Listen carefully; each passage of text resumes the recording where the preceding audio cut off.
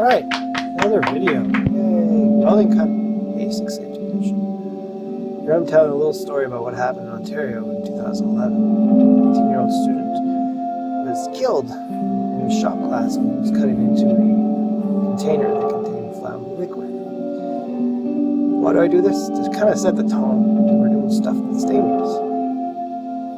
So it's important that you know what you're about to do, and you have to be aware and mitigate the risks. So here's some 4 things to think about.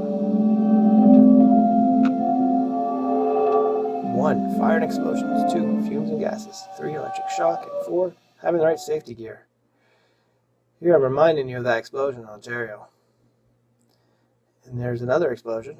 So make sure you're working not around flammable materials. Make sure the stuff you're working on is not at risk of exploding. It's really important to be aware of what you're doing. This guy, hopefully this is just a staged video, eh? So, here's some cylinders. These are dangerous. You got to handle them with care. You want to make sure the valve cap's on whenever possible and store them properly with some fasteners. Whew, that's the kind of stuff that happens. So the cylinder's pretty strong, but the valve, that's the weak part. That's a 150-pound cylinder flying through the air. Here's a couple more to demonstrate the awesome power. Compressed gases. That's a small one too. 80-pound cylinder. Oh yeah, these guys shot it with a gun. They're completely insane. I'm telling you, nuts. Next, fumes and gases. A plethora of chemical vapors are released whenever metal boils, none of which are good for you. Let's consult the Canadian Centre for Occupational Health and Safety chart. In my messy desk. Yeah, here we go. Cirrhosis, cancer, metal fume fever, lead poisoning, kidney damage. It's a little overwhelming. I'm feeling overwhelmed. It's terrible. So, there's other things you have to pay attention to. Even the inert gases like argon pose a risk. Argon it's heavier than oxygen, so it could displace the oxygen in your lungs, causing you to asphyxiate and die. So, make sure you use a fume extractor. Make sure you're working well ventilated and keep your head out of the fumes. Ooh, gruesome picture. You are a conductor of electricity. And here's a chart of all the stuff that can happen to you with small amperage currents.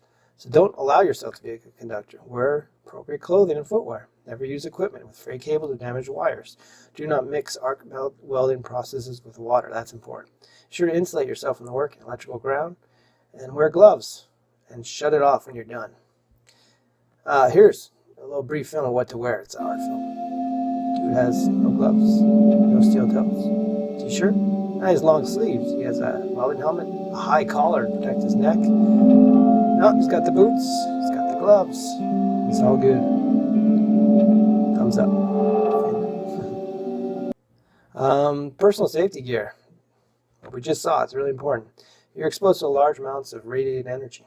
You have to protect yourself. You're going to need gloves. Protect you from electrical shock, but can also guard you from the heat radiation. It causes skin damage, cancer too. So you need long sleeves and pants, and maybe a leather apron. Pop that collar.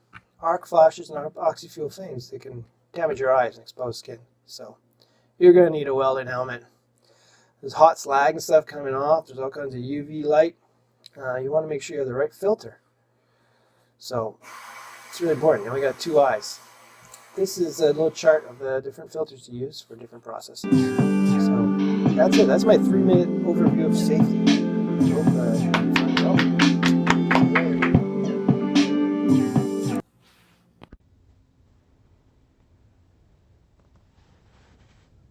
I hope